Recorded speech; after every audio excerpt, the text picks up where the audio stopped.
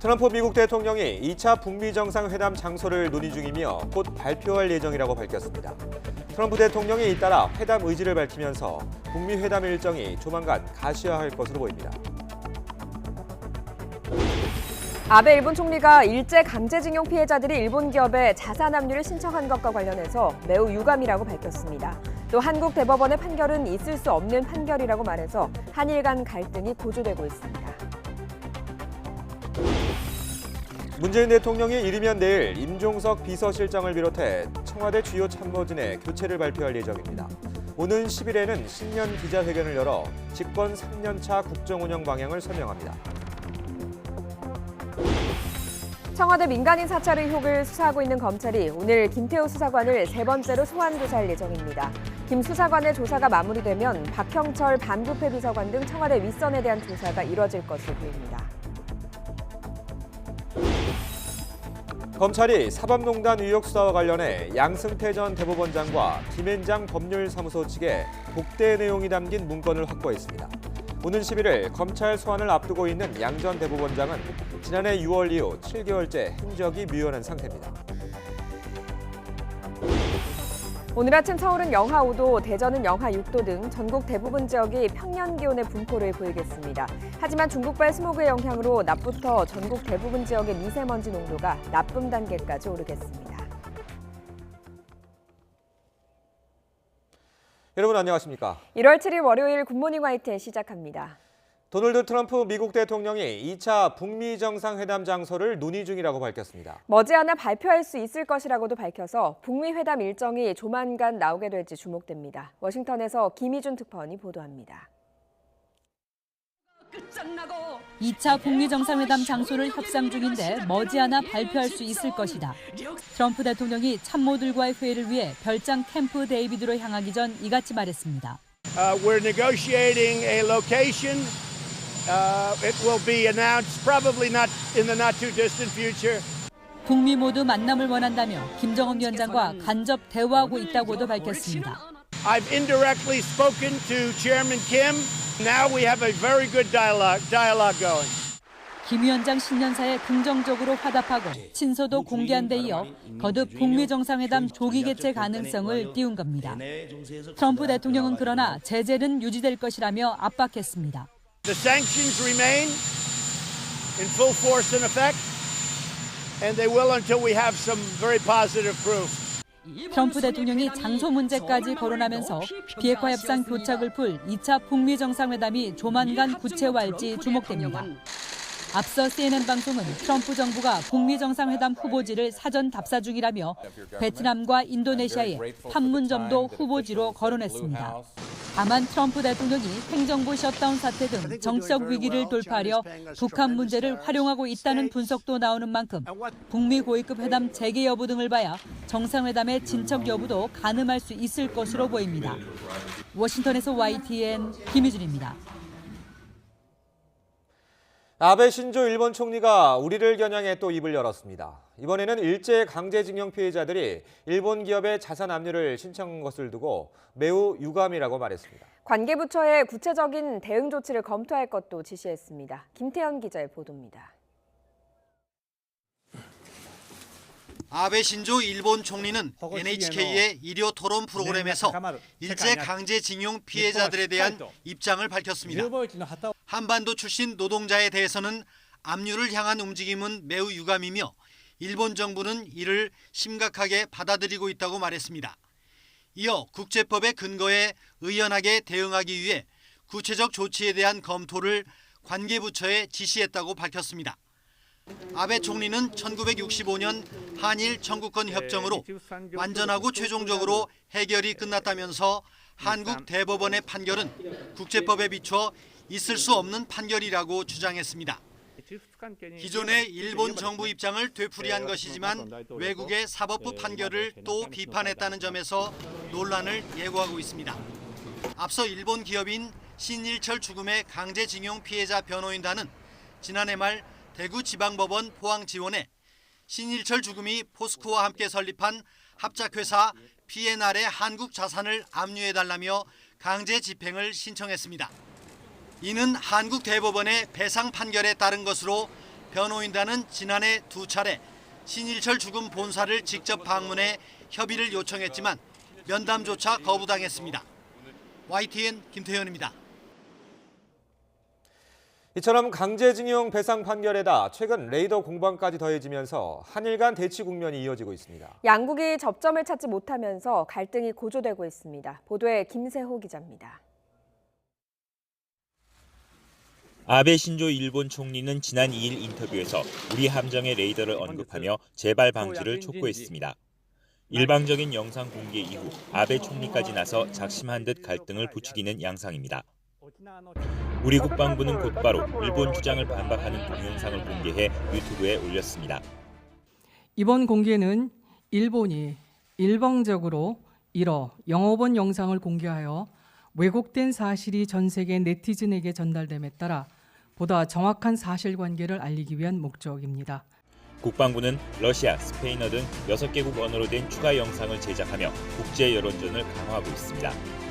아베 총리는 또 우리 대법원의 강제징용 배상 판결도 들고 나왔습니다.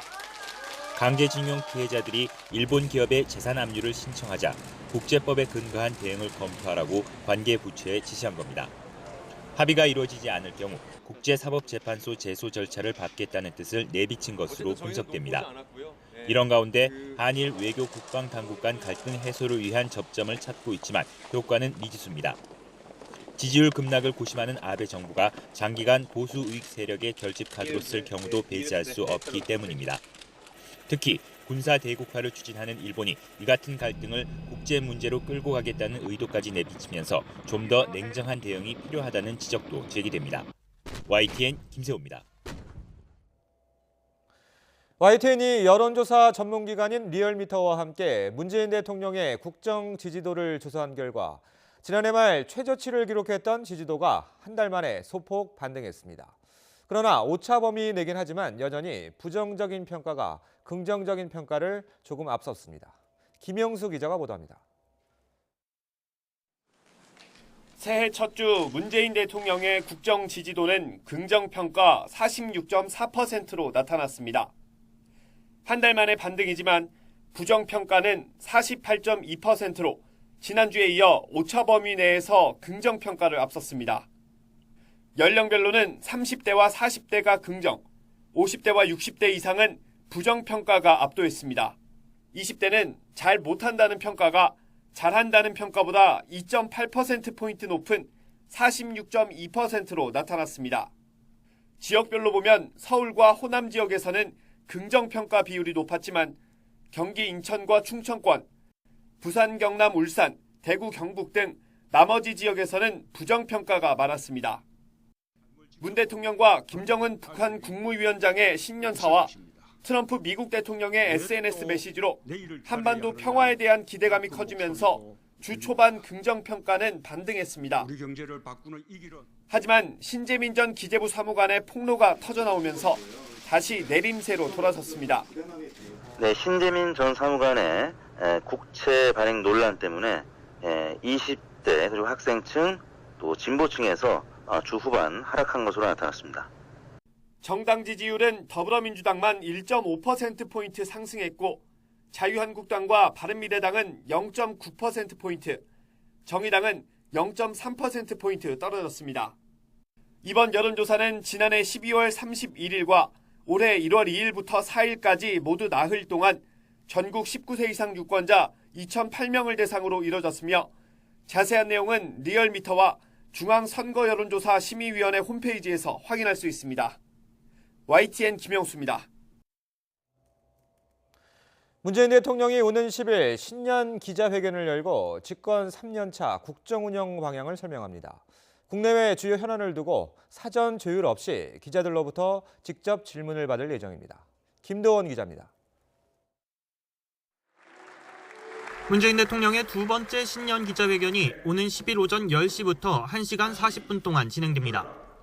문 대통령은 먼저 청와대 본관에서 20분 분량의 기자회견문을 통해 새해에 추진할 주요 정책을 설명할 계획입니다. 경제 혁신과 포용국가, 한반도 비핵화 등 국정 전반에 걸친 한 해의 계획이 담길 것으로 보입니다. 이어서 영빈관에서 내외신 취재진 200여 명의 질문에 답하는 시간이 1시간 15분가량 이어집니다. 지난해와 마찬가지로 질문에 대한 사전 조율 없이 문 대통령이 직접 질문자를 지목합니다. 방금 바로 옆자리, 아까 제가 그렇게 지목을 하고 했는데 보다 편하고 자연스러운 분위기를 만들기 위해 대통령과 취재진의 거리도 좁히고 사회자의 개입은 최소화한다는 계획입니다. 타운홀 미팅 같은 형식이 될 거라는 설명입니다. 다만 효율적인 진행을 위해 외교 안보, 경제, 정치 사회 등으로 분야를 나누고 필요할 경우 추가 질문 기회도 만들기로 했습니다. 비서실장과 수석비서관 등 청와대 참모진은 별도 좌석 없이 기자단과 함께 섞여 앉을 예정입니다. YTN은 이번 기자회견 전체를 생중계합니다. YTN 김도원입니다. 문재인 대통령은 이르면 내일 임종석 비서실장을 비롯한 청와대 주요 참모진을 교체할 것으로 알려졌습니다. 청와대 관계자는 후보군에 대한 검증 작업이 마무리 단계에 있으며 큰 문제가 없을 경우 이르면 내일 발표할 수 있을 것이라고 말했습니다. 현재 비서실장과 함께 정무수석, 국민소통수석 등이 교체 대상으로 거론되고 있습니다. 청와대 민간인 사찰 의혹을 수사하고 있는 검찰이 김태우 수사관을 오늘 다시 소환해서 조사합니다. 청와대에서 같이 근무했던 김 수사관의 윗선도 조만간 소환될 것으로 보입니다. 조용성 기자입니다. 청와대 민간인 사찰 고발 사건을 수사하고 있는 서울 동부지검이 김태우 수사관에게 또 출석을 요구했습니다. 지난주 이틀 연속 강도 높게 조사한 데 이어 이번이 세 번째입니다. 검찰은 청와대 민간인 사찰 의혹을 언론을 통해 적극 제기했던 김 수사관은 핵심 참고인이라 밝혔지만 사실상 고발인이나 다름없습니다. 다른 특감반원들은 민간인 사찰 없었다고 했다는데 이거에 대해서 어떻게 각자 생각하세요? 입장이 다르겠죠. 네. 박형철 비서관에 대한 고발장은 언제 제출할 계획이십니까? 네, 조만간요. 검찰은 지난해 12월 청와대 특감반 압수수색에서 확보한 자료를 토대로 청와대 인사들의 소환 날짜를 가늠하고 있습니다. 이인걸 전 특별감찰반장과 박형철 반부패 비서관 등 김 수사관 당시 직속 상관들이 우선 조사 대상으로 꼽힙니다.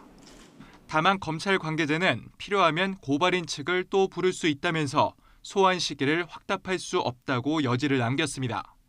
청와대 기밀 유출 사건을 수사하고 있는 수원지검도 김 수사관 소환을 저울질하고 있습니다. 지난달 27일 일찍이 청와대 행정관들을 고발 대리인 자격으로 부르며 김 수사관에게 확인할 내용을 정리했고 김 수사관의 통화 내역과 포털 사이트 가입 정보, 이메일 기록 등을 건네받아 분석했습니다. 각 검찰청이 엇갈려 피고발인을 부르는 시기는 이르면 이번 주가 될 것으로 보입니다. 이와 별도로 골프 접대와 경찰 수사 개입 의혹으로 중징계가 청구된 김 수사관의 징계도 조만간 확정될 것으로 보입니다. 대검찰청은 해임 의견으로 회부된 김 수사관에 대해 오는 11일 보통징계위원회를 열고 최종 징계 수위를 논의할 예정입니다. YTN 조용성입니다. 5.18 민주유공자의 명예를 훼손한 혐의 등으로 기소된 전두환 전 대통령의 재판이 오늘 광주지방법원에서 열립니다. 하지만 전 씨 측 변호인은 독감 등으로 전 씨가 외출을 할 수 없어서 재판에 출석할 수 없다고 전했습니다. 이에 따라 재판부는 일단 재판을 열어 다시 기일을 잡고 구인장 발부 여부를 검토할 것으로 보입니다. 사법농단 의혹을 수사하고 있는 검찰은 양승태 사법부가 대법원의 위상을 높이겠다는 명분으로 박근혜 청와대와 손을 잡은 것으로 보고 있습니다. 양승태 전 대법원장은 오는 금요일 검찰에 출석합니다. 조성호 기자의 보도입니다. 검찰은 양승태 전 대법원장이 박근혜 청와대에 손을 벌리기 시작한 시점에 주목하고 있습니다. 지난 2014년 말 통합진보당 해산 결정 이후 헌법재판소에 관심이 쏠리자 최고법원 지위를 확인받으려는 시도가 사법농단으로 이어졌다고 보기 때문입니다. 양 전 대법원장은 2015년 8월 4일 청와대에서 박근혜 전 대통령을 독대합니다. 사법부의 국정협력 사례를 제시하면서 상고법원 도입 필요성을 역설한 것으로 전해집니다. 독대를 전후해 사법농단 핵심 의혹 가운데 하나이자 외교부 김앤장 법률사무소까지 얽힌 강제징용 재판 지연 시도가 본격화했습니다. 2015년 5월부터 10월 사이에 양 전 대법원장이 직접 일본 전범기업 소송을 대리하는 김앤장 소속 변호사를 만났습니다. 이듬해에는 법원행정처 간부들이 외교부를 접촉해 사실상 일본 기업 측을 대변하는 의견서를 내달라고 촉구한 정황도 드러났습니다. 검찰은 박 전 대통령과 양 전 대법원장의 독대와 관련해 우병우 전 민정수석을 이미 조사했고 박 전 대통령 조사도 불가피하다는 입장입니다. 양 전 대법원장 소환을 예고한 만큼 사법행정권 남용을 불러온 동기를 구체화하려는 의도로 보입니다.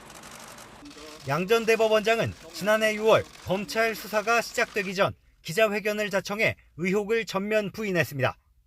대법원의 재판은 정말 순수하고 신성한 것입니다. 그것을 함부로 그렇게 폄하하는 것은 저는 견딜 수가 없습니다. 대법원의 재판의 신뢰가 무너지면 나라가 무너집니다. 구속 기소된 임종헌 전 법원행정처 차장이 검찰 진술을 거부하고 있고 윗선으로 지목된 박병대, 고영한 전 대법관도 혐의를 인정하지 않는 상황에서 양 전 대법원장 역시 입을 열지 않을 거란 관측이 많습니다. 하지만 검찰 관계자는 양 전 대법원장은 막중한 업무를 오랫동안 수행했던 분이라며 책임 있는 말을 할 것으로 기대한다고 밝혔습니다. YTN 조성호입니다. 양승태 전 대법원장은 7달째 공식 석상에서 모습을 감춘 상태입니다. 검찰 소환을 앞두고 양 전 대법원장은 어디서 뭘 하고 있을까요? 김우준 기자가 찾아봤습니다. 서울에서 1시간 이상 떨어진 경기도 양평의 전원주택단지. 한적한 언덕길 위에 잘 관리된 2층 규모의 고급 주택이 나옵니다. 양승태 전 대법원장이 자택을 떠나 몇 달간 지낸 지인의 별장으로 알려져 있습니다. 저번에도 한번 왔다 가셨어요, 저기 아저씨가. 그러나 지금은 인기척이 끊긴 지 오래입니다. 오가는 사람이나 차량도 보이질 않습니다. 보시는 것처럼 대문은 자물쇠로 굳게 잠겨 있습니다. 넓은 마당은 텅 비어 있고 주차장에도 차량 한 대 세워져 있지 않습니다. 혹시 여기 사람 보신 적 없으세요? 네, 없어요. 주인 오지가 않아요. 지난주 검찰의 소환 통보 이후 경기도 성남에 있는 자택도 다시 찾았습니다. 이곳 역시 창문마다 굳게 닫힌 채 커튼이 쳐진 상태로 인기척이 없습니다. 양 전 대법원장이 공식 석상에 모습을 나타낸 것은 지난해 6월 이른바 자택 앞 놀이터 기자회견이 마지막 모습입니다. 수사 혹시 시작이 되면 받으실 의향 있으십니까? 검찰에서 수사를 한답니까? 형사 조치에 대해서 대법원장 쪽에서도 논의를 하고 있는 사안인데요. 예, 그때 가서 보죠. 양 전 대법원장은 검찰 수사가 본격화된 이후 7개월 동안 행적이 묘연한 상태입니다. 앞서 검찰은 사법농단 의혹의 정점인 양승태 전 대법원장에 대해 예상보다 빠른 오늘 11일 소환을 통보했습니다. 양 전 대법원장 측은 변호인을 통해 검찰의 출석 의사를 전달하고 제3의 장소에서 조사에 대비하고 있는 것으로 알려졌습니다. 검찰 수사할 때 가서 보자고 했던 양 전 대법원장이 오는 11일 어떤 입장을 내놓을지 주목됩니다. YTN 김우준입니다. 네, 월요일 아침 출근길 바깥 날씨가 크게 춥지 않습니다. 현재 서울의 기온은 영하 5도로 어제 아침보다 조금 높은데요. 낮 기온은 영상 2도까지 올라서 바깥 활동하기 한결 수월하겠습니다. 하지만 추위가 주춤하니 역시 미세먼지가 기승입니다. 낮 동안 중국발 스모그까지 유입될 것으로 보이니까요. 오늘도 나오실 때 황사용 마스크 꼭 챙기시기 바랍니다. 현재 미세먼지 상황을 살펴보면 충북 지역만 미세먼지 농도가 나쁨 수준까지 올랐습니다. 하지만 낮부터는 중국발 스모그가 유입되면서 강원 영서와 제주를 제외한 전국 대부분 지역의 미세먼지 농도 나쁨 수준까지 오르겠고요. 내일까지 전국이 나쁨 수준을 유지하겠습니다. 미세먼지만 아니라면 낮 동안 하늘 표정은 대체로 맑겠고요. 심한 추위도 없겠습니다. 낮 기온 서울 2도, 부산 9도, 광주 6도, 대전 4도로 어제와 비슷하거나 조금 높겠습니다. 내일 오후부터는 찬 공기가 남하하면서 모레 아침에는 영하 10도 안팎의 반짝 한파가 찾아오겠고요. 주 후반에는 비교적 온화한 겨울 날씨가 이어지겠습니다. 지금까지 YTN 야외 스튜디오에서 박현실입니다. 미국과 중국이 오늘과 내일 이틀 동안 베이징에서 차관급 무역 협상을 갖습니다. 트럼프 미국 대통령은 경제에 큰 타격을 입고 있는 중국이 합의를 원할 것으로 믿는다며 자신감을 드러냈습니다. 뉴욕에서 김희영수 특파원이 보도합니다. 도널드 트럼프 미국 대통령이 베이징에서 열리는 미중 차관급 무역 협상을 앞두고 자신감을 드러냈습니다. 중국은 관세로 경제가 큰 타격을 입고 있지만 미국은 관세 수입이 들어오고 있다며 합의를 원하는 것은 중국이라는 점을 재차 강조했습니다. The China talks are going very well. I spoke to President Xi recently. I really believe they want to make a deal. The tariffs have absolutely hurt China very badly. 트럼프 대통령은 이틀 전에도 중국과 합의를 할 것으로 생각한다면서 중국이 합의를 해야만 할 것이라고 압박했습니다. 또 자신과 시진핑 주석이 협상에 깊이 관여하고 있고 최고의 협상도 잘 진행되고 있다고 말했습니다. 백악관 경제자문위원장도 최근 기자들과 만나 미국이 원하고 있는 지식재산권 보호 문제도 논의될 것이라며 낙관적인 전망을 내놨습니다. China was stealing about $500 billion a year of our intellectual property, and we've got them to the table now, and we could actually make some serious progress on that. 오늘과 내일 이틀간 베이징에서 열리는 미중 차관급 협상은 양국이 90일 무역 휴전에 합의한 이후 처음 열리는 만남입니다. 미국 언론들은 이번 회담에 이어 조만간 로버트 라이트하이저 미 무역 대표부 대표와 류호 중국 부총리 간 고위급 회담이 열릴 것으로 내다봤습니다. 뉴욕에서 YTN 김영수입니다. 국내 주식시장이 새해에도 좀처럼 개선될 기미를 보이지 않고 있습니다. 기업의 실적과 비교한 주가 수준 역시 10년 전으로 돌아갔는데요. 전망도 우울합니다. 조태현 기자가 보도합니다. 새해가 시작되자마자 휘청거린 국내 주식시장. 미국과 중국발 악재가 덮친 지난 3일에는 코스피 2000선마저 허망하게 내주며 2년여 만에 최저치로 추락하고 말았습니다. 이에 따라 주가의 평가 수준을 말하는 주가 수익 비율 PER 역시 급락세를 보였습니다. 지난해 초 13배 수준으로 시작한 코스피의 PER은 올해 들어 주가가 가장 낮았던 지난 3일에는 9.36배까지 떨어졌습니다. 글로벌 금융위기에 직격탄을 맞았던 2009년 4월 이후 거의 10년 만에 최저치입니다. 국내 기업의 가치가 실제보다 훨씬 낮게 평가되어 있다는 뜻입니다. 다만 아직 코스피 바닥을 이야기하기에는 이르다는 분석도 나옵니다. 저평가된 건 사실이지만 국내 경제의 둔화 우려가 커진 상황에서 미국과 중국 등 세계 경기 자체도 한풀 꺾일 것이라는 공포감이 커졌기 때문입니다. 경기 우려를 걷어낼 만한 호재가 없어 저가 매수 전략이 유효하지 않다는 겁니다. 상반기는 그나마 이 GDP 성장률의 레벨이 지켜질 수 있겠지만 하반기로 가면 갈수록 이 GDP 성장률의 레벨이 떨어질 수밖에 없는 상황이거든요. 상반기보다는 2019년 하반기에 좀 더 리스크 요인으로 작용할 가능성이 높지 않나라는 생각을 하고 있습니다. 따라서 주식시장의 바닥을 확인하기 전까지는 전체 시장보단 개별 기업의 가치를 고려한 보수적인 투자 전략을 세워야 한다는 목소리가 커지고 있습니다. YTN 조태현입니다. 지난 2017년 국내 제조업체 가운데 적자를 기록한 기업의 비율이 급격히 증가한 것으로 나타났습니다. 통계청의 기업활동 조사 결과를 보면 조사 대상 제조업체 가운데 연순이익률이 0%에 못 미치는 기업의 비율은 2017년 22.8%로 나타났습니다. 이는 2016년 18.6%에서 4.2%포인트 급등한 것으로 글로벌 금융위기가 닥쳤던 2008년 24.7% 이후 가장 높은 수준입니다. 반면 순이익률 10% 이상을 기록한 제조업체 비율은 14.1%에서 13%로 하락해 2014년 이후 3년 만에 가장 낮았습니다. 국내 소매 유통업 경기 전망이 3분기 연속 악화했습니다. 대한상공회의소가 국내 소매유통업체 1000곳을 대상으로 1분기 경기 전망 지수를 조사한 결과 전분기보다 4포인트 하락한 92로 집계됐다고 밝혔습니다. 지난해 2분기 98을 기록한 이후 3개 분기 연속 하락하면서 2017년 3분기 이후 최저치를 기록했습니다. 특히 편의점은 무려 17포인트나 급락한 71로 집계됐습니다. 9.13 부동산 대책 등 고강도 규제로 집값 상승세가 멈추긴 했지만 거래가 급격히 줄면서 부작용이 따르고 있습니다. 중기업소부터 인테리어 업체까지 부동산 관련 업종이 큰 타격을 받고 있습니다. 이하린 기자가 취재했습니다.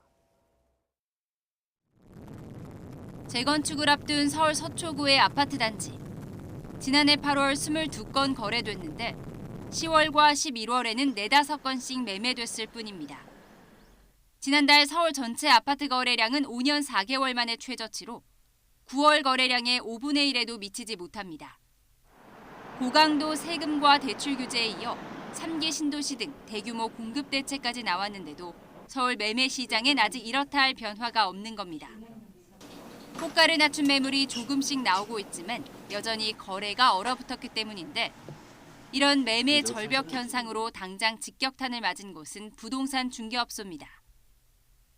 새로 문을 여는 공인중개소가 급감하고 지방 일부 지역은 폐업이 개업보다 많았습니다. 파시는 분들은 양도세 부담 때문에 팔기를 좀 꺼려하시는 편이고요.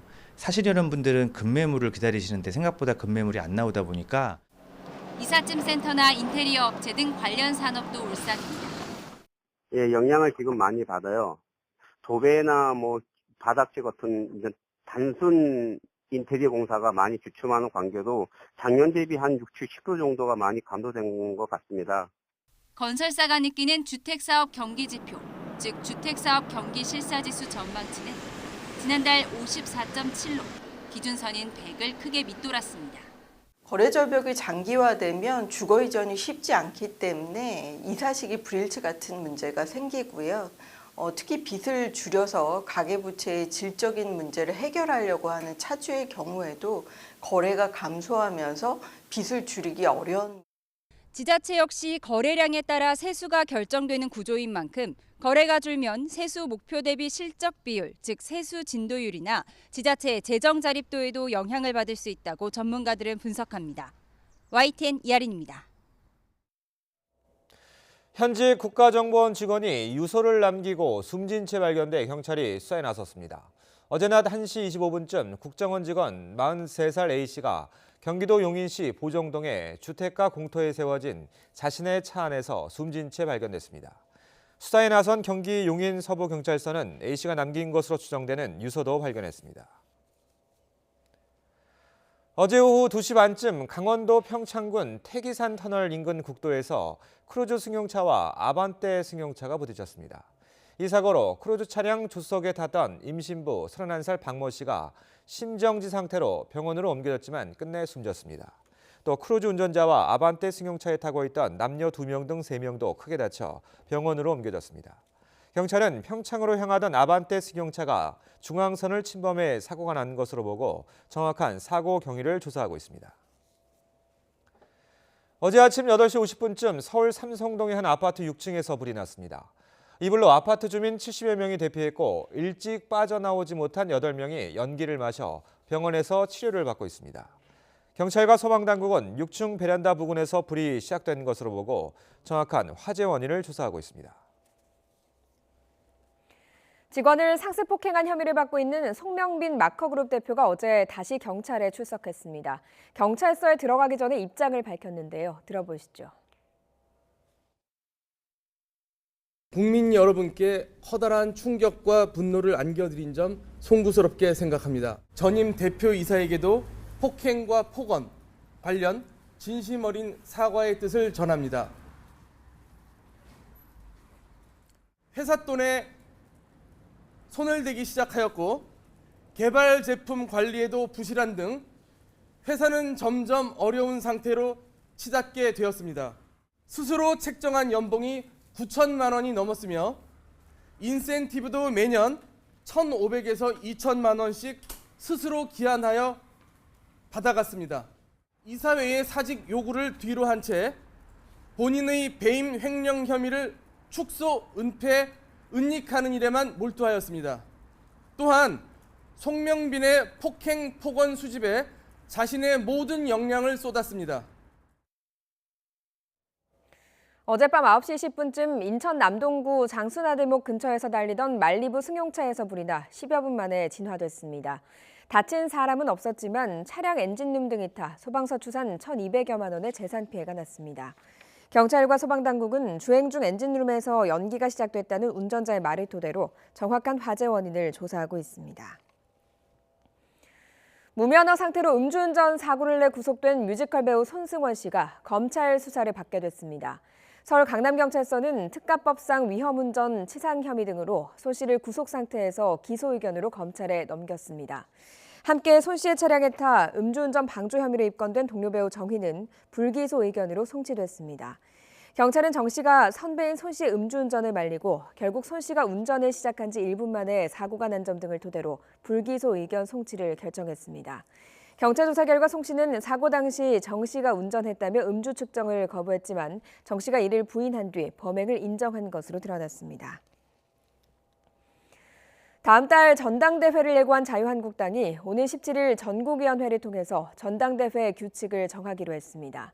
한국당은 이번 주 의원총회를 열어 의견을 수렴한 뒤 17일 상임 전국위원회와 전국위원회를 열어서 전당대회 규칙을 최종 의결할 방침입니다.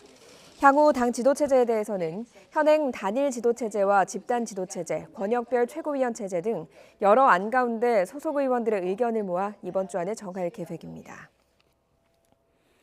자유한국당과 바른미래당이 최근 페이스북에서 신재민 전 기획재정부 사무관을 비판했던 더불어민주당 손혜원 의원에 대한 공세를 이어갔습니다. 한국당 이양수 원내대변인은 논평을 통해서 손 의원이 청년 공익제보자를 향해 인격살인을 마다치 않고 있다며 비판하며 자중해달라고 요청했습니다. 바른미래당 이종철 대변인도 민주당이 손 의원을 징계해야 한다며 더불어 진상을 밝히기 위해서 청문회 개최에도 즉각 응해야 할 것이라고 강조했습니다. 친형 강제 입원 등의 혐의로 기소돼 오는 10일 첫 재판을 앞둔 이재명 경기지사가 지지자들에게 법원 앞 집회를 자제해달라고 호소했습니다. 이 지사는 자신의 SNS에 올린 글에서 재판이 시작된 이때 재판 담당 법원 앞에서 집회를 여는 것은 그 의도가 어떻든 재판에 영향을 미치거나 미치려는 행위로 오해받기 십상이라며 이같이 말했습니다.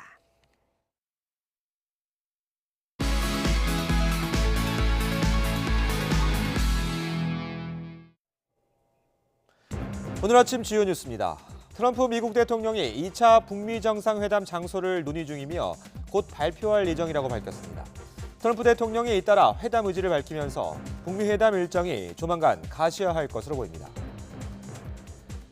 문재인 대통령이 이르면 내일 임종석 비서실장을 비롯한 청와대 주요 참모진의 교체를 발표할 예정입니다. 오는 10일에는 신년 기자회견을 열어 집권 3년차 국정운영 방향을 설명합니다. 청와대 민간인 사찰 의혹을 수사하는 검찰이 오늘 김태우 수사관을 세 번째로 소환 조사할 예정입니다. 김 수사관 조사가 마무리되면 박형철 반부패 비서관 등 청와대 윗선에 대한 조사가 이루어질 것으로 보입니다. 오늘 아침 서울은 영하 5도, 대전은 영하 6도 등 전국 대부분 지역이 평년 기온 분포를 보이겠습니다. 하지만 중국발 스모그 영향으로 낮부터 미세먼지 농도가 나쁨 단계까지 오르겠습니다. 오늘 아침 주요 뉴스였습니다. 세계 최대 가전 박람회 CES 2019가 현지 시각으로 8일 미국 라스베이거스에서 개막합니다. 인공지능 AI가 얼마나 발전했는지를 한눈에 볼 수 있습니다. 라스베이거스 현지에서 홍선기 기자가 보도합니다. 올해 CES에 출품하는 가전업체들은 물론 관람객들 역시 가장 관심을 갖는 분야는 AI, 즉 인공지능입니다.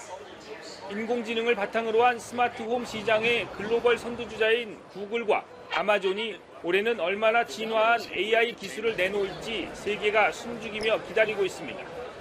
여기에 삼성전자와 LG전자도 자사 인공지능 기술을 바탕으로 한 스마트홈 시스템을 선보이며 AI 시장 선점을 위한 경쟁에 나섭니다.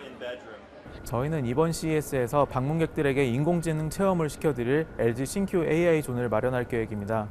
인공지능 기능을 탑재한 LG 신큐 제품들이 주변 환경과 사용자의 습관에 따라서 가장 최적화된 솔루션을 제안할 수 있는 그런 제품을 보여드릴 계획입니다. AI 기술 경쟁은 전 세계 자동차 업체들 사이에도 뜨겁습니다. 라스베이거스 모터쇼라고 불릴 정도로 자동차 관련 비중이 높아진 CES에서 완성차 업체들은 AI 기술을 바탕으로 자율주행을 넘어서는 신기술을 예고하고 있습니다. 이번 CES에서 세계 최초로 선보이는 모빌리티 기술 리드 시스템은 운전자의 생체 신호를 자동차가 인식해 차량 내의 오감 요소를 통합 제어함으로써 실시간으로 운전자의 감정과 상황에 맞게 차량의 실내 공간을 최적화하는 기술입니다. 이 밖에도 로봇과 일반 생활 과정에서도 AI가 새롭게 어떤 모습으로 구현될지도 관심거리입니다.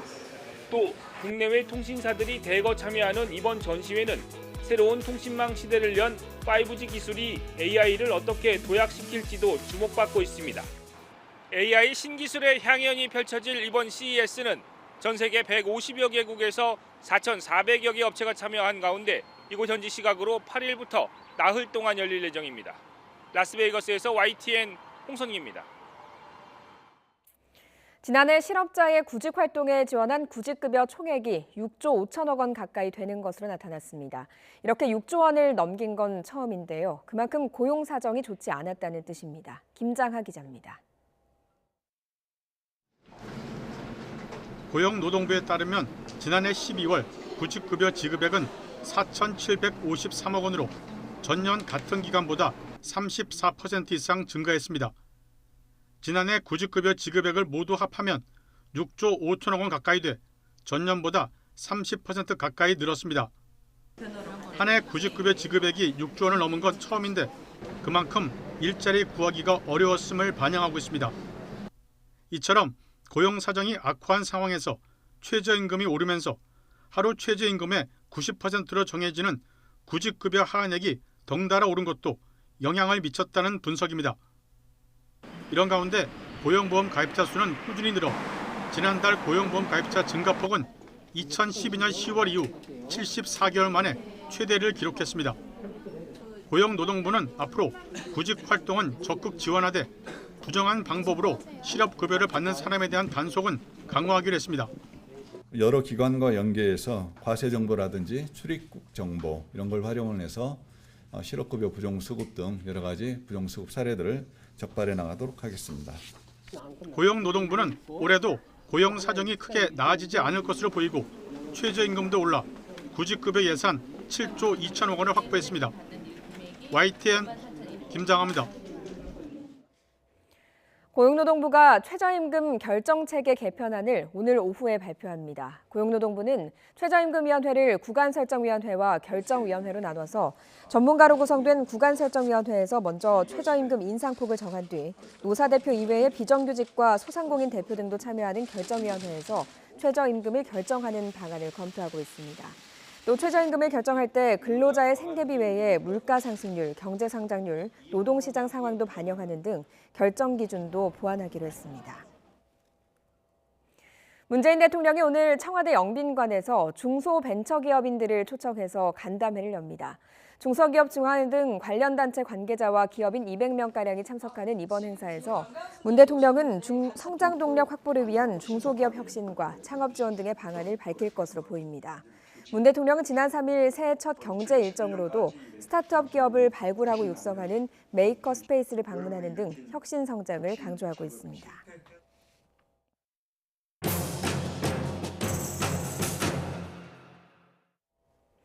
대구 도심을 가로지르는 신천대로에서 역주행 사고가 잇따르고 있습니다. YTN의 문제 제기에 경찰이 개선을 약속했지만 그 사이 또 사고가 일어났습니다. 이쯤 되면 단순한 우연은 아닌 것 같죠. 취재해보니 역시 이유가 있었습니다. 이윤재 기자입니다. 형편없이 찌그러진 차에서 승용차 운전자가 실려 나옵니다. 사고가 난 곳은 대구 도심을 가로지르는 신천대로. 원인은 역주행입니다. 지난달 9일 밤 도로를 거꾸로 달려오던 차량이 갑자기 멈춰섭니다. 역주행 때문에 큰 사고가 일어날 뻔한 순간입니다. 역시 신천대로에서 일어난 일입니다. 명확하게 진출입을 할 수 있도록 색깔 노면 유도선을 설치를 하고 교통안전 표지판, 시선 유도봉 등을 설치를 해서 시설을 보강해 나가도록 하겠습니다. 하지만 경찰의 약속에도 불구하고 시설 설치 주체인 대구시가 미적거리는 사이 역주행 사고가 이어졌습니다. 더 큰 문제는 복잡한 도로 구조에 있습니다. 도시고속도로에 들어가려면 도로 오른쪽으로 빠져야 하는데 표지판은 잘 보이지 않고 도로 폭이 좁아 진입이 쉽지 않습니다. 사고 운전자도 진입로를 지나쳐 달리다 역주행을 시작했습니다. 경력에서 우회전하면은 그 신천대로 빠지는 옆길이 나옵니다. 빠지는 길 모르고 직진을 해버리는 거예요. A빔만 보고 간 거지 이제. 신천대로는 하천을 따라 고가도로와 지하차도로 연결돼 있는데 두 차례 역주행이 시작된 교차로는 지하차도를 덮은 상판이 다른 곳보다 좁습니다. 다른 교차로는 조경시설과 보도블록을 설치해 차도가 분명하게 확인됩니다.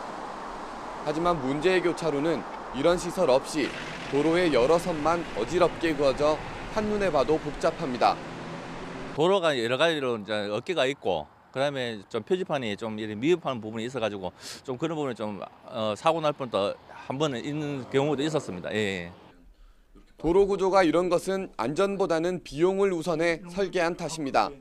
다른 교차로에 비해서 상판 길이가 좀 짧은 것에 비해서 어떤 그것도 아마 근본적인 원인이 될 수는 있고요. 최저가 입찰로 되다 보니까는 설계를 좀 뭐랄까 윤택하게 아니면 좀 여유 있게 할 수가 없는 거죠. 공간과 비용 등의 문제로 당장 도로 구조를 바꾸기도 어렵습니다. 안전시설을 보강한다고 하지만 잇따라 발생한 역주행에 운전자들은 오늘도 불안감에 떨고 있습니다. YTN 이윤재입니다. 겨울이 되면 우리나라 곳곳에 겨울 철새들이 찾아오죠. 먹이를 구하기 어려운 추운 겨울이지만 자원봉사자들의 먹이 주기 행사로 철새들의 배를 채워주고 있습니다. 박종혁 기자가 취재했습니다. 푸른 하늘을 검게 수놓은 독수리떼. 몽골에서 3,000km를 날아와 겨울을 나고 있습니다. 이번 겨울 경남 고성에 온 독수리는 예년보다 훨씬 많은 500여 마리. 강원도 등 북부 지역에서 먹이 구하기가 쉽지 않아진 독수리들이 먹이를 찾아 남쪽으로 더 내려온 겁니다. 이곳에서 독수리들은 먹이 구하기가 한결 편합니다. 해마다 찾아오는 독수리들을 위해 조류협회 봉사자들이 먹이를 주고 있기 때문입니다. 똑같은 장소에서 또 제가 똑같은 옷을 입고 똑같은 먹이터에서 먹이를 주다 보니까 굉장히 낯설지 않은. 경남의 대표적인 철새 도래지인 창원 주남 저수지. 멸종 위기종인 큰 고니와 천연기념물인 제두류미 등 대표적 겨울 철새들을 볼 수 있습니다. 한 기업 봉사단이 이곳을 찾아 새 먹이가 되는 벽실을 논에 뿌려줍니다. 철새들이 농약에 오염된 먹이를 먹고 죽는 일을 줄이기 위해 10년 전부터 행사를 이어오고 있습니다. 낙오가 되면서 이동을 못하는 철새들이 들어 있습니다. 이러한 철새들에게 저희가 먹이 주기 운동을 통해서 건강하게 다음 이주로 갈 수 있도록 저희가 도와주고. 추운 겨울을 나기 위해 남녘으로 날아온 겨울 진객 철새들. 봉사자들의 먹이 주기로 따뜻한 겨울을 보내고 있습니다. YTN 박종혁입니다. 오스트리아 북부 알프스 지역에 50cm가 넘는 폭설이 쏟아져 관광객 만여 명이 한동안 고립됐습니다. 독일 남부 지역에서도 폭설 피해가 잇따랐습니다. 박상남 기자의 보도입니다. 폭설로 차량 통행이 금지된 도로 위를 제설차가 바쁘게 움직입니다. 50cm 이상의 눈이 한꺼번에 쏟아지면서 오스트리아 북부 산악 지역 도로 곳곳이 폐쇄됐습니다. Wurde jetzt gerade die Landesstraße zwischen Rautz und St. Christoph aufgrund der erhöhten Lawinengefahr gesperrt. Und wir können jetzt noch nicht sagen, wie lange diese Sperre aufrecht bleibt. 영문도 모르고 이 길로 들어서려던 차량들이 잇따라 유턴을 하느라 분주합니다. 눈 쌓인 도로는 어디가 길인지 구분이 불가능합니다. 힘겹게 제설 작업 중인 주민들만 눈에 띕니다. 아이들만 신이 났습니다. Die Wetterlage ist natürlich schon ein bisschen prekär, da wir sehr viel Neuschnee bekommen haben, was wir uns auf der einen Seite wünschen. 오스트리아 기상 당국은 산악 지역을 중심으로 눈사태 경보를 발령했습니다. 알프스에서 가까운 독일 남부의 미넨 공항도 주말 사이에 폭설로 인해 수백 편의 항공기가 결항되는 등 피해가 잇따랐습니다. 공항 대합실에서는 여행객들의 기약 없는 기다림이 이어집니다. Nee, also jetzt bin ich überrascht, dass eigentlich weniger los ist. Viel schlimmer war es im Straßenverkehr. Die Autobahnen von Österreich hierher, das war absolutes Chaos. 독일 기상당국은 월요일까지 남부 지역 곳곳에 40cm의 눈이 더 내릴 것으로 예보했습니다. YTN 박상남입니다. 미국 국방부 고위 관리들의 사퇴가 잇따르고 있습니다. 미 국방부는 제임스 매티스 전 국방장관의 비서실장이었던 케빈 스위니 해군 소장이 사임했다고 밝혔습니다. 스위니 소장은 국방부에서 2년을 보낸 뒤인 지금이 민간으로 돌아갈 적기라고 결심했다면서 동료들과 함께 일한 것이 영광이었다고 말했습니다. 앞서 매티스 전 장관은 트럼프 대통령의 시리아 주둔 미군 철수 방침에 반발해 지난달 사임 의사를 밝혔고 갑질 논란을 빚은 데이나 화이트 국방부 전 수석 대변인도 지난 1일 돌연 사퇴를 발표했습니다. 추위로 유명한 중국 도시 하얼빈의 겨울 왕국이 펼쳐졌습니다. 화면으로 감상해 보시죠. 형형색색의 조명으로 빛나는 건축물들이 눈길을 사로잡습니다. 동화 속 나라처럼 환상적인 모습을 자랑하는 이 건축물들은 축제를 위해서 얼음으로 만든 작품인데요. 안중근 의사의 의거로도 우리에게 잘 알려진 도시 하얼빈은 겨울이면 영하 수십 도까지 내려가는 추운 날씨로도 유명합니다. 도시의 특징을 살려 숭화강 물로 만들어진 얼음과 눈을 이용해 1985년부터 매년 이런 얼음 축제를 열고 있습니다. 마치 겨울 왕국을 보는 것 같은 하얼빈의 빙등제는 캐나다 퀘벡의 겨울축제, 일본 삿포로의 눈축제와 함께 세계 3대 겨울축제로 명성을 얻으면서 관람객들의 발길을 끌어모으고 있습니다.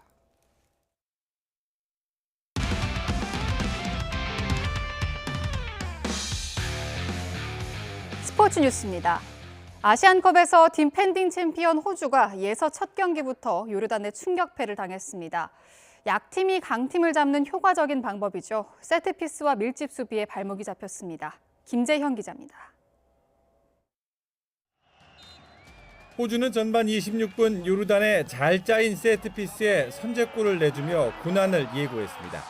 코너킥 상황에서 짧은 패스를 거쳐 올라온 크로스를 머리로 마무리했습니다.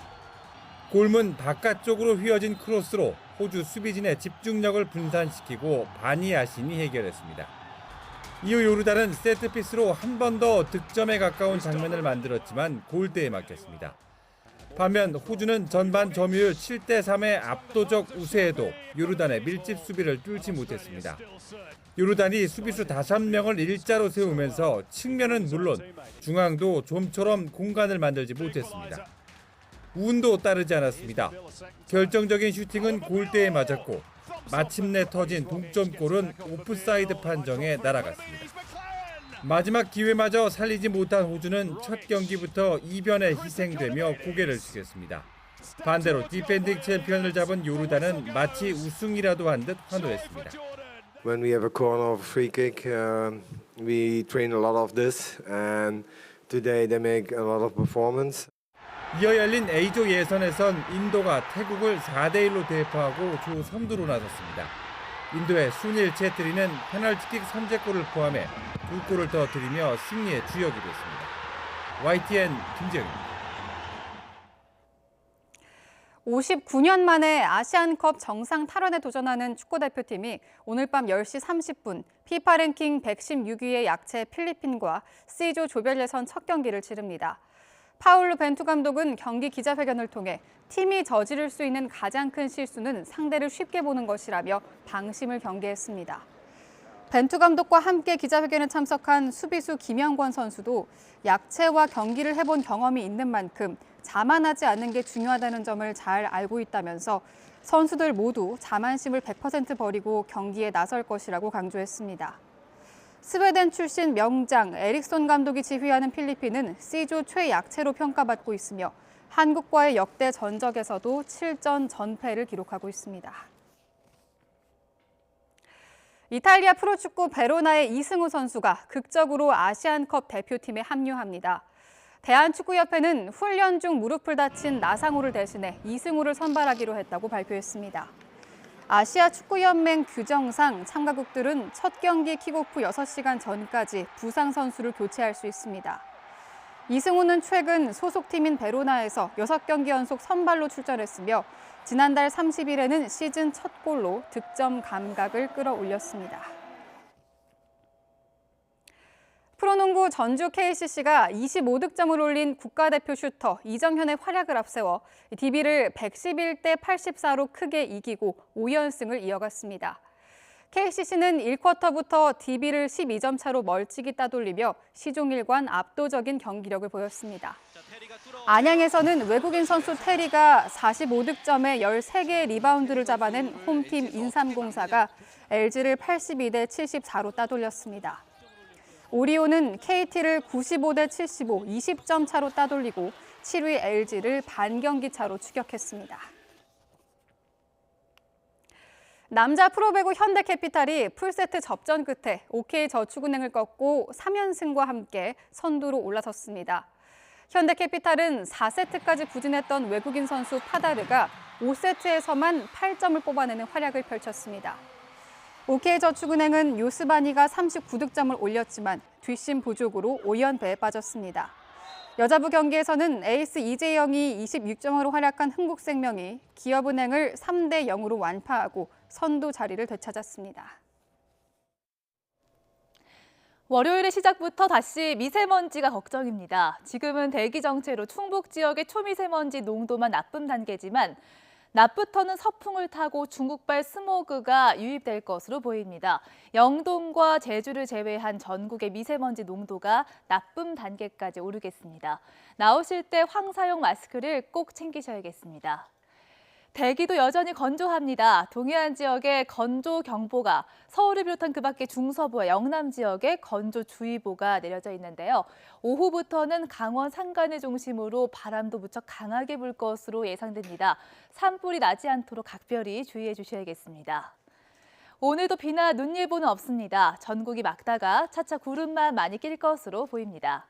오늘 추위가 심하진 않습니다. 현재 기온은 어제 아침과 비슷해 예년 수준인데요. 서울이 영하 5.9도, 대구 영하 5.2도, 부산은 영상 1.1도를 보이고 있습니다. 낮 기온도 어제와 비슷하겠습니다. 서울의 한낮 기온이 영상 2도까지 오르겠고요. 춘천이 3도, 강릉 7도, 대구 6도, 부산 9도, 광주는 6도까지 오르겠습니다. 이번 주도 뚜렷한 비 예보 없이 맑은 날이 많겠습니다. 내일 오후부터는 찬 공기가 남하하면서 미세먼지를 밀어낼 것으로 보이는데요. 하지만 수요일인 모레 아침 서울 기온이 영하 10도까지 내려가면서 매서운 반짝 한파가 찾아오겠습니다. 날씨 정보였습니다. 굿모닝 YTN 2부 잠시 뒤에 이어집니다.